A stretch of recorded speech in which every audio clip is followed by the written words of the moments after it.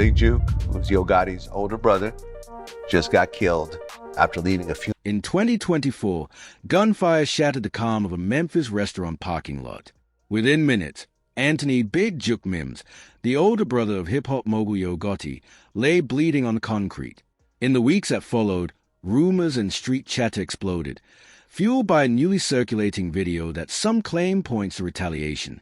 Whether fact or fiction, the narrative has reignited long-simmering tensions in Memphis. To understand how it all reached this moment, we have to go back to the streets of Memphis, Tennessee, where two brothers were quietly building an empire that would reshape the city's music scene. Big Jook wasn't just Yo Gotti's older brother. He was a backbone of the operation. While Mario Yo Gotti Mims became the public face of Collective Music Group, signing platinum-selling artists like Moneybagg Yo, ESTG, and Glorilla, Big Jook worked behind the scenes as a project manager and talent scout, keeping the machine running. His social media wasn't about luxury or flash. It was all business, promoting CMG artists, events, and moves. He was a connector, the facilitator, the one ensuring the business stayed in motion while his younger brother collected chart positions and accolades. But in Memphis, success often comes at a cost, and that cost is sometimes paid in blood. The story of Big Jook can't be told without mentioning the figure whose shadow loomed over everything that followed, Young Dolph. Born Adolph Thornton Jr., Dolph was both respected and feared in the Memphis rap scene. Fiercely independent, financially self-made, and deeply loyal to his own label, Paper Route Empire, he refused to compromise his vision. So when Yo Gotti reportedly reached out around 2014 with an offer to join CMG, Dolph made a move that stunned the industry. He said no. If it's something about you I just don't respect, bro, I can't sit and fake and act like it's all good. That's understandable. You know what I'm saying? Right. Like, the first time I even met little dude, go in the studio. First time. He sent everybody out the studio. Like, let me holler at dog. Like, man, you got your own everything, bro. You popping. Like, but you got the money, you got your team, you got this, you got that. Like, bro, I'm telling you, we can do this. That rejection didn't sit well. What began as a business disagreement slowly hardened into something far more volatile. The tension between Yo Gotti and Young Dolph grew into Memphis legend, no longer just about contracts or label politics, but about pride, influence, and who truly had the right to claim the crown. By 2016, the rivalry was impossible to ignore. In February of that year, Young Dolph released his debut album King of Memphis on the exact same day Yo Gotti dropped The Art of Hustle. The timing wasn't accidental. The message was unmistakable. This was no longer friendly competition. It was a statement. Over, and I looked into this beef. I was really trying to figure out the Yo Gotti Young Dolph beef. Mm-hmm. Supposedly. Right. Some people say it was over a girl. Some people say Gotti wanted to sign Dolph and Dolph didn't want to sign. Right. Some people say, well, both of them had crews that were into some street shit or whatever. All this sounds very unnecessary for it to turn to murder and life sentences. The disrespect flowed in both directions, but Dolph escalated things publicly. In 2017, he dropped Play With Yo, a diss track packed with pointed shots. The song mocked Yo Gotti outright, twisting his name and backing it up with a music video that featured a Gotti lookalike being ridiculed. But the record didn't stop there. Its lyrics also aimed beyond the artist himself, taking direct jabs at Big Jook and pulling him into the spotlight of the feud. There was a very vicious diss song where Dolph was dissing Gotti's brother, Big Jook, who obviously has become a big part of this. He's obviously his life was taken in the end. But, that was one side of the beef. Dolph dropped that very, very vicious diss track. What was it? I think it's called Play With Your Bitch. Yeah. Absolutely tore Big Jook and Yo Gotti apart. He had the body double in the video. That was fighting talk right there. In Memphis, words like that don't just disappear. They travel through the streets, the projects, the trap houses, and the studios, and eventually, they demand a response. That response came in Gunfire.in February 2017. Young Dolph's bulletproof SUV was riddled with more than 100 rounds while he was in Charlotte, North Carolina. Against all odds, Dolph walked away unharmed and even took the stage later that night. What could have ended his life instead fueled his art.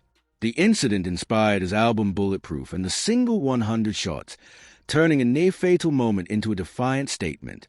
CMG artist Black Youngster was among those initially charged in connection with the shooting, though the charges were later dropped. Still, the message from Dolph's camp was unmistakable. Someone close to Yo Gotti had allegedly tried and failed to silence him just months later. In September 2017, Dolph was shot multiple times outside the Loews Hollywood Hotel in Los Angeles. Yo Gotti happened to be staying at the same hotel, and early reports named him as a person of interest. The Lapt later cleared Gotti of any involvement, while his associate Corey McClellan was arrested for attempted murder before ultimately being released without charges. Once again, Dolph survived. He kept recording, kept touring, kept winning, and kept talking. According to prosecutors, however, Big Jook wasn't forgetting. He was keeping score. What allegedly happened next wouldn't surface until years later, inside a Memphis courtroom, when a defendant facing life in prison began cooperating and naming names. Prosecutors claimed that Big Jook, fed up with years of public disrespect and failed attacks, allegedly authorized a $100,000 hit on Young Dolph. Court filings later suggested it didn't stop there. A purported hit list was introduced at trial. Dolph at the top for $100,000. Key Glock, his cousin and Paper Route Empire's second star, allegedly valued at $50,000, followed by other PR affiliates PR Wu at $50,000, Snoop Band at $20,000, and Moochie Grape at $5,000. As more information is coming out, there was a list of people that Big Jook, allegedly put hits on. Yeah. Like you said, Young Dolph was $100,000. Key Glock, who's the second biggest artist on the label, was $50,000. PRE Wu, $50,000. Snoop Band's $20,000, and Moochie Grape, $5,000. So he was allegedly putting hits on a whole bunch of people. If those allegations were true, then Big Jook wasn't just a behind-the-scenes music executive. He was allegedly waging a one-man war against Paper Route Empire. And on November 17, 2021, someone finally cashed in on the largest bounty of all the killing of Young Dolph. The IT was a day before Thanksgiving. Dolph pulled up to Makeda's Homemade Butter Cookies, a small South Memphis bakery he'd visited countless times before. He was back in town for his annual turkey giveaway, continuing a tradition of giving back to the neighborhood that raised him. He walked in alone, planning to grab his favorite cookies. He never walked back out. Surveillance footage later showed two men stepping out of a stolen white Mercedes-Benz armed with a semi-automatic rifle, the other with a handgun. They opened fire through the bakery window, striking Dolph 22 times. It was a cold, calculated killing in broad daylight. Memphis froze. Tributes poured in from across the music world. But in certain corners of the city, the mood was darkless mourning, more celebration. The investigation moved quickly. By January 2022, authorities had arrested two men they identified as the shooters, Justin Johnson, an aspiring rapper known as Straight Drop, and Cornelius Smith. A third man, Hernandez Govan, was charged as the alleged organizer the one prosecutors said helped coordinate the hit. Johnson's half-brother, Jamarcus Johnson, was later charged as an accessory. Still, the biggest question lingered. Not who pulled the trigger, but who ordered it. That question finally took center stage in September 2024, when Justin Johnson's murder trial began. What unfolded inside that Memphis courtroom sent shockwaves through the city. Cornelius Smith, facing the possibility of life in prison, agreed to testify against his co-defendant. On the stand, he claimed that he and Justin Johnson had been recruited by Hernandez Govan to carry out a $100,000 contract killing money he alleged came directly from Big Jook. According to Smith's testimony, the payment was to be divided between the shooters, with each set to receive $40,000, while Govan would take a cut for arranging the deal. Jook's the money man calling the shots. Quet puts you and Justin together. Right. And you and Justin are cool with each other and interact with each other over the months. You said at least 5 times. Yeah, he was on there.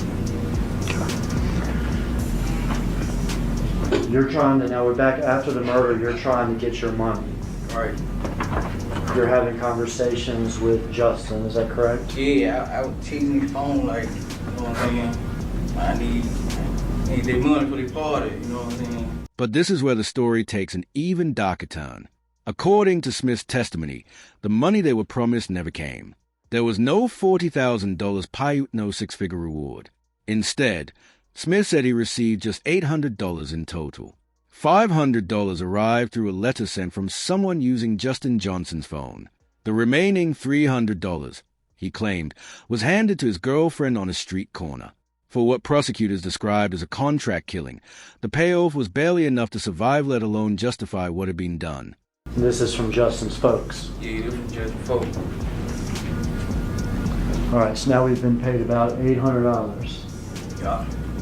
Is that right? $800 for a man's life. Smith's testimony didn't stop there. He dropped another bombshell, claiming that after the murder, someone connected to CMG paid roughly $50,000 for his legal defense. When pressed on who arranged the payment, Smith admitted he couldn't name a specific individual, but insisted the money came from Yo Gotti's label. Shelby County Deputy District Attorney Paul Hageman painted the case as a calculated killing fueled by ego, power, and industry rivalry. Prosecutors alleged that Big Jook had invited Justin Johnson to Atlanta, dangling the promise of a CMG recording contract. The implication, they argued, was clear: remove the competition and be rewarded with money, status, and opportunity. This wasn't random street violence. The prosecution said it was a targeted hit disguised as gang activity. CMG versus Paper Route Empire. Label versus label. And at the center of it all, Young Dolph. Smith testified that he and Johnson closely tracked Dolph's movements during his Thanksgiving turkey giveaway events, studying his schedule and waiting for the moment when he would be most vulnerable without heavy security. When asked why he participated in the killing of a man who had never personally wronged him, Smith's answer was stark. He said he was desperate for money, struggling with addiction and the loss of his son. The murder, he noted, took place on his daughter's birthday. He claimed he did it to make it rain for her. The defense pushed back hard. Justin Johnson's attorney, Luke Evans, attacked Smith's credibility, reminding the jury that he was testifying in hopes of a reduced sentence. Evans argued that Smith had every incentive to shift blame and save himself. Yes, there was surveillance footage. Yes, the clothing matched. But could the jury trust a word of a self-confessed killer with everything to gain? In the end, the jury wasn't convinced by the defense. On September 26, 2024, Justin Johnson was found guilty of first-degree murder, conspiracy to commit first-degree murder, and being a felon in possession of a firearm. He was sentenced to life in prison without the possibility of parole. Some questions were answered. Johnson would never walk free again. Others remained unresolved. Cornelia Smith's fate was still pending. Hernandez Govan awaited trial, and the man prosecutors alleged was at the top of it all, the one accused of financing and directing the plot, was no longer alive.